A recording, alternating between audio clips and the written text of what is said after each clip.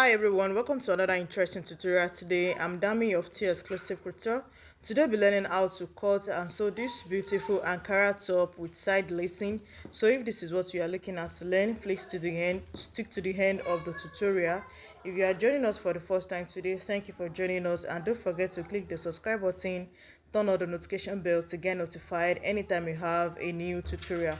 For our returning subscribers, thank you for always coming back. If you'd like to join my WhatsApp group where you can request for any tutorial, the link will be in the description box. So don't forget to give this video a thumbs up, comment, and also share the video. Thank you for joining us today, and let's get started.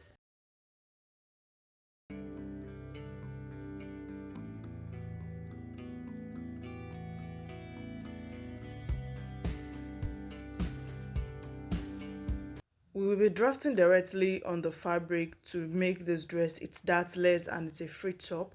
So now we'll be using like 1.5 yards of fabric. I'll be folding it into 4. So I folded mine into 4 to cut both the front and the back, since it's not going to be having any zip at the back. So you'll be using your hip divided by 4 plus ½ inch to fold it in. Once you are done folding now, you can go ahead to mark out the line, the chest line, the bust line, and also waist and the weight and the length of the top. So you are going to be using the same method. Your chest line, you are going to do your shoulder divided by 2 plus 1 to get your chest line. Because of the shoulder slope, you mark out your bust point also, the waistline, and the length of the top. So once you are done marking out now, you can start imputing measurements. So on the shoulder line, your shoulder divided by 2, you mark it down. If it's going to be a sleeveless top, then you don't need to add any allowance to the shoulder line. But if you are going to be adding sleeve, then you add ½ inch for the joining of the sleeve. So whatever you do on the shoulder, you take it to the chest line and connect it together. So on the shoulder line also, you step down by 1, connect to the 3 inches neck width for your shoulder slope as seen like this. Then you start for your bust measurements, your bust divided by 4, whatever it is, you had 0.5 inch for the side joining. Then you go ahead to mark it. For the waist measurements now, whatever your waist measurement is, you subtract 5 inches from your waist measurement. So for mine now, my waist is 33 inches minus 5 inches. I have 28. So the 28 now, I will now divide it by 4. That is what I'll be using on my waistline. And then you go ahead and add 0.5 inch allowance for the side joining. On the hip line, you are going to be doing your hip divided by 4 plus 0.5 inch allowance. Then once you are done with that now, you go ahead and connect it together as seen like that. So once you are done connecting now, on the hemline on the side, you step up by 1 inch to shape the hem of the top so that it will not be just straight up like that. After that now, we go ahead to mark out the arm or whatever you have from your shoulder slope, divided by 2, step down by 1. So because it's front and back, I went in by 0.75 inch allowance, so to mark it out like this. So we have the arm all set. Then the next thing is the neckline. I use the neck width of 3.5 and the neck depth of 4.5. You just decide to use whatever neckline you want to use for this. Then you draw out your neckline. Once you are done with everything and you are sure that your measurement is accurate, then you can go ahead to cut out the piece that we have here, both front and back together. So if at this point you are yet to subscribe, please don't forget to click the subscribe button, turn on the notification bell to get notified anytime we have a new tutorial. Don't forget to also give this video a thumbs up, comment, and also share.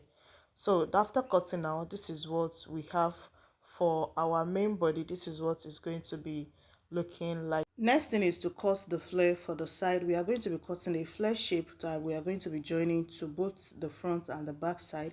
That is going to give us the allowance we need to have that effect that you have on the waist. So you mark whatever you have on your side. I have 17 inches for mine. So I'm going to be folding my fabric like this in a flare form, like in a bias form, as if you want to cut a flare. So we have it on a fold of 2.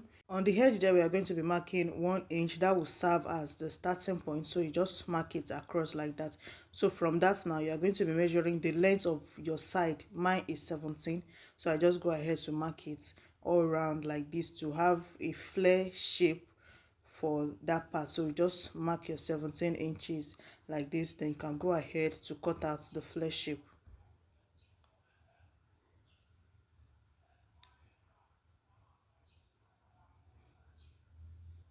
So this one that I cut is going to be serving for both sides. So I'll use one for each of the side. So you pick up your front now. Let me explain how it's going to be. So you pick it up now. You sew the flare to one side of the back and to the other side of the front. So we have the excess at the side like that. Is why we added the 0.5 inch allowance, and you do the same thing for the other. So I went ahead to cut the fabric, the lining for each of the piece. I want to turn mine with the lining, so I'll be turning the front on the hem and also on the neckline. The side is after turning that I'll be top stitching it, and also do the same thing for the back. And for the flare also, we'll be turning it on the hem alone. We'll be turning it on the hem, then you give it a good press. So I'll do it for all of our piece now and bring it back. So now for the side, we are going to be having a lacing loop. So I've cut out straight of fabric for the lacing loop, and what's the rope we are going to be using for the lacing. So I'll do that and bring it back. This is the result after turning the hem line and also the neckline. So the side I only just stop stitch. So next thing we are going to be doing now is to be fixing the loop. So I've sewn the loop and I cut it 2.5 inches long, which we are going to be folding and be stitching on the side. So from the armhole you step down by 1.5, so you have the difference of 1.5 to mark where you are going to be placing the loop. So I have 7 on the side, and I make sure that I have like 2 below my waistline. So this is going to help me to snatch the waist. So you just place the loop as seen like this, and you sew it down to where it stops. So I used about 7 of it for this side. So I'll go ahead now to sew it for this side and all of the other 4 sides that we have. So then I'll bring it back and show us how we are going to be turning it with the flare. Yeah, I fixed the loop on all the sides. So this is for this side also, and for the other piece I've also fixed it. So next thing we're doing now is to be turning and joining together on the side. So now the flare is going to be in between the back and the front piece. So you bring the hem of the flare, fabric facing the fabric, then you flip the lining over it to the other side, use it to turn it. Then you are going to be stitching it all through the side by 0.5 inch allowance. We are doing this to conceal the rough side. So once you are done with that, now you do the same thing for the other side. So here is the finished look. I fixed the sleeve and also joined it together on the side. So this is what the inside is looking like. You see that there is no rough edge on the inside. So if you're able to get it to this point, thank you for joining us, and don't forget to like, comment and share. We'll see you in the next class.